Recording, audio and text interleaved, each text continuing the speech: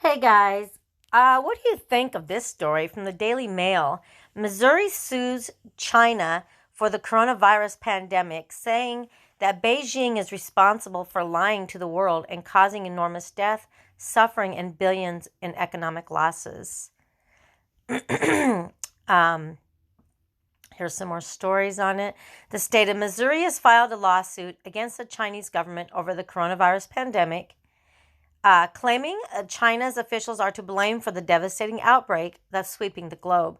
The lawsuit, filed in the United States District Court for Eastern Missouri on Tuesday, alleges Chinese officials are responsible for the enormous death, suffering, and economic losses they inflicted on the world, including Missourians.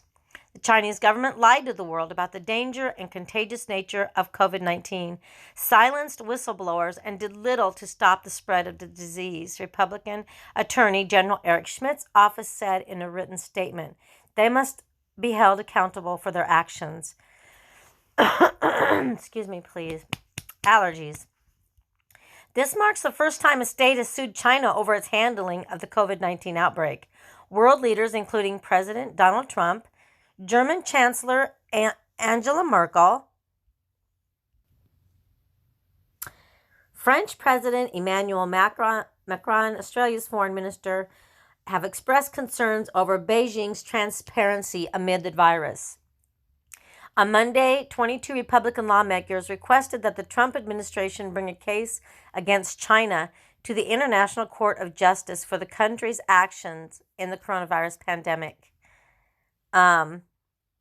Schmidt's office accused China of negligence and claims the pandemic cost Missourians possibly tens of billions of dollars in economic damage. Schmidt's office is seeking unspecified damages for deaths in Missouri and the hit the virus has taken on the state's economy. In Missouri, the impact of the virus is very real. Thousands have been infected and many have died. Families have been separated from dying loved ones. Small businesses are shutting their doors, and those living paycheck to paycheck are struggling to put food on their table, he said in his statement. And that's not just Missouri, that's every state and some other countries. In Missouri, there are over 6,000 cases and over 200 deaths in the state.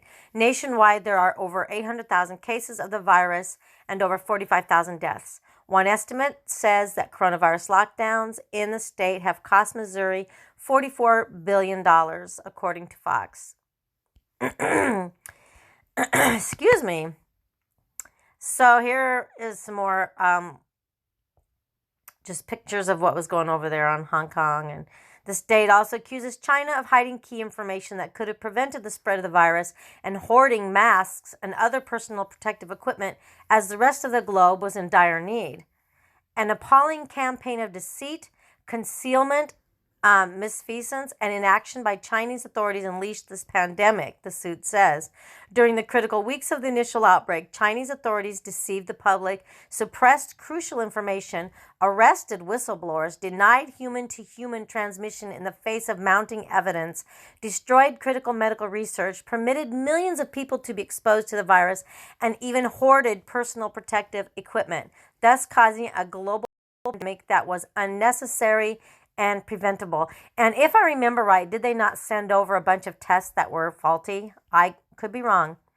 Excuse me. While the suit lists a number of claims of China's wrongdoing, it also mentions the theory that the virus could have escaped from the Wuhan Institute of Virology, a biosafety lab, level 4 lab that studies infectious diseases, including the coronavirus.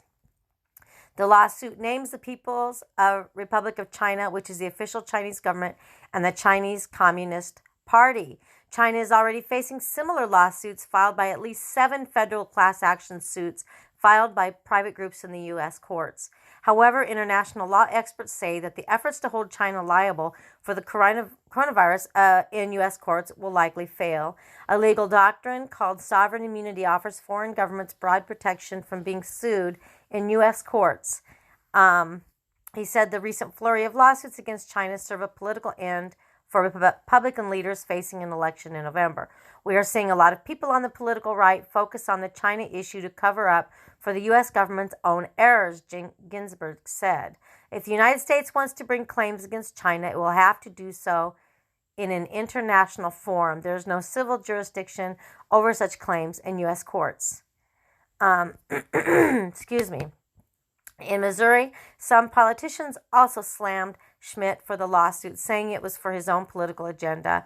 Missouri Democratic Party executive director called the lawsuit a stunt.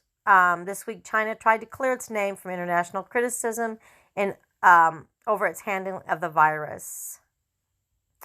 This is a Wuhan Institute of Virology. The picture was taken on January 31st, 2015. Shows researchers taking part in a drill at the newly completed virus lab. The international community can overcome the virus only if it can stay united and cooperate to make concerted efforts, China's foreign ministry said. He said that COVID-19 is a common enemy of all mankind and that China was also a victim. However, China hasn't spoken on how it allegedly punished whistleblowers who tried to speak out about the novel coronavirus and its potential dangers. This goes deep, if you ask me. This goes really deep. In April, it was revealed that 3 whistleblowers tried to inform the world about the true scale of the outbreak in Wuhan and are still missing 2 months after vanishing from the public sight. The 3 citizen journalists had sought to expose the true scale of the outbreak from the then epicenter by uploading videos to YouTube and Twitter, both banned in mainland China, and were last seen in February.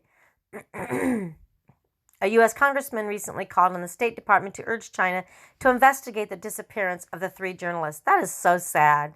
I remember that story. That is really sad. All 3 of these men understood the personal risk associated with independently reporting on the coronavirus in China, but they did it anyway. They were brave, if you ask me. They were brave. It said they're alleging that the Chinese government imprisoned them or worse.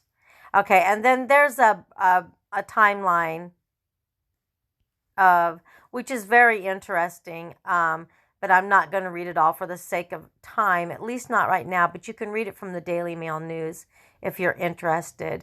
Thanks for listening, guys, and have a great day. Leave your comments below.